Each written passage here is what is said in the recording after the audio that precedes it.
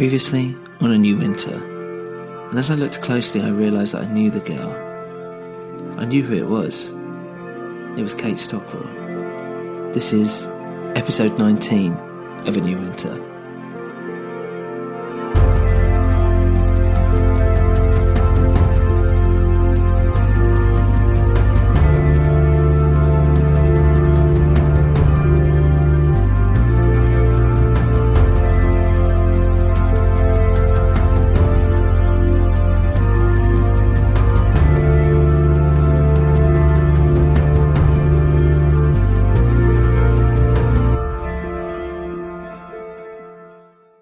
I couldn't believe it. Someone had clearly been watching Kate Stockwell for a while. I guessed from the photos it had been over the course of 5 years, maybe. The whole wall was littered with photos. Then I noticed 5 brown cardboard boxes stacked into 2 piles in the corner. I opened the top one and found even more photos, all mixed together from different locations and times. But buried within there were other items. Strange things. Used toothbrushes, clumps of hair, and what I presumed to be worn underwear. I felt a gurgle in my stomach. This was the hallmark of a person obsessed. I dared not open the rest of the boxes, but next to the projector there was an open box, films with notes scrawled crudely with a black marker on the side. I looked inside and saw William James, Brighton, 45, and one of the 8mm films. William and James, birthday 46, was another. And the more I looked, the more I saw that nothing seemed to be labelled past 1950. There also seemed to be reels of what looked like audio. James plays piano. Interview with William, James and Bob the Bear. I dared not touch any more of this, and whoever was here was clearly disturbed, and by the looks of it, had been here a while. Just then the projector and the music stopped, and I was shrouded in darkness. But what sent a chill down my spine was that I could hear footsteps upstairs, moving slowly, in what I thought was where I'd slept. Whomever it was looking for me. I crept up the staircase slowly, but as soon as I did so, the noise was just too loud for me to continue. It was lucky that whomever it was upstairs hadn't heard that small creak of the first step.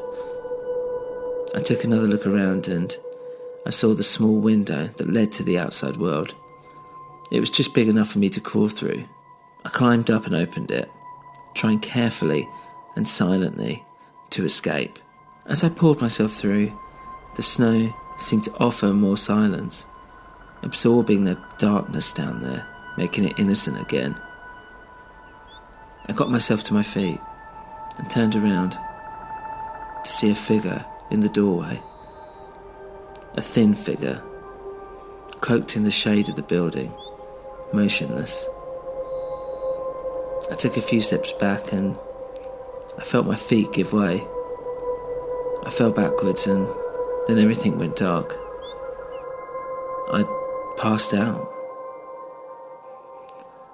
I awoke as the sun was going down.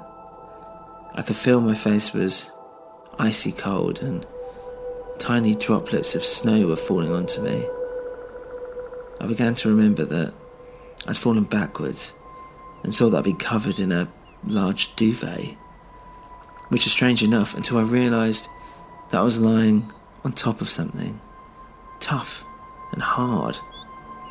I turned my head and I saw the back of a skull. I screamed loudly and then, remembering what had happened, muffled my cries. I was laying on top of the dead children that I'd found on the way inside. And even more strangely, someone had thrown a duvet down on me. Luckily, it kept the falling snow off me at the very least. I looked around and there was a rope hanging down into this mass grave. Was this someone trying to help me? I climbed out and I saw the rope was tied to a nearby tree. Had this perhaps always been there? I looked back at the house and then, from the small window I climbed out of only hours before, I heard the children laughing again, and on top of it, I could hear a man laughing along with it.